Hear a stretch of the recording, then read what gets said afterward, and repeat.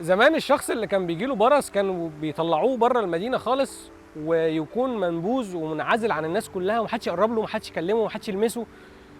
وحتى هو نفسه لو حد كان بيقرب عليه عشان حتى يعمل معاه معروف يديله اكل، يقول لهم محدش يقرب، انا نجس، ابعدوا عني، محدش يلمسني. وفي مره من المرات في انجيل متى اصحاح 8، واحد من البرص دول راح للرب يسوع وقال له لو انت تقدر ممكن تطهرني. فالرب يسوع عمل حاجه جميله قوي، يقول كده الكتاب: فمد يسوع يده ولمسه وقال اريد فاطهر. المسيح كان فارق معاه جدا ان هو يلمسه علشان يشفي نفسه المجروحه، محدش بيلمسه محدش بيقرب له. فهو المسيح كان عايز يشفيه نفسيا قبل جسديا، وبعد كده قال له اريد فاطهر.